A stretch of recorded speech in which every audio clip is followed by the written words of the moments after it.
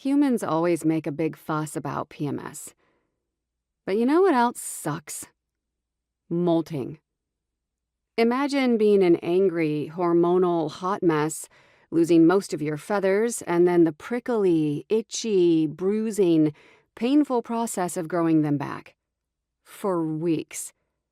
Not to mention, the entire time you look like the bird equivalent of a hobo. That was me, folks. At least I could escape some of it for a bit when I was in my human form. I was still an angry, hormonal hot mess, and my brain felt a little bit like it was on fire. But I could hide away the pin feathers and most of the desire to peck out the eyes of anyone who got too close. Somewhat. Stomping up the stairwell to the nondescript third-floor apartment wasn't enough to blow off my steam. I acknowledge that. But even though I probably wasn't fit for company, I still wanted to be there. For one, I hadn't spent any quality time with my best friend Ilara in over a month. She'd been busy with a new important project, which could literally save lives, and was newly married to a siren with an annoyingly seductive voice. I liked her husband, Levi, but I couldn't help begrudging him all the time and attention he'd been stealing from me. I was working on it, okay? Maturity wasn't something that came naturally to me. I had to fight for every ounce of it, tooth and claw. Which brought me to the other reason I'd accepted Alara's invitation for a movie night at his old apartment. Curiosity.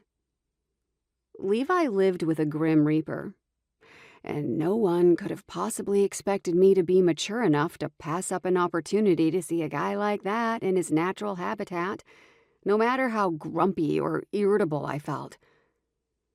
The problem with my impulsivity was that I'd forgotten how nervous the Reaper made me. Nervous was maybe a strong word.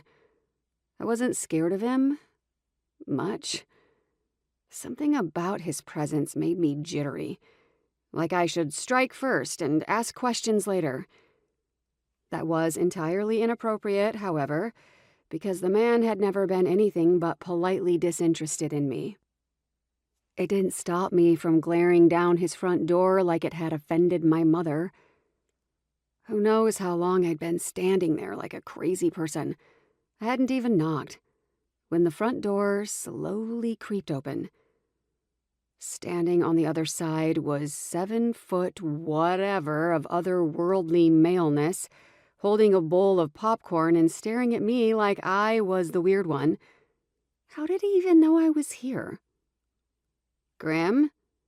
I greeted him, standing there and pretending like I wasn't nearly quivering with tension.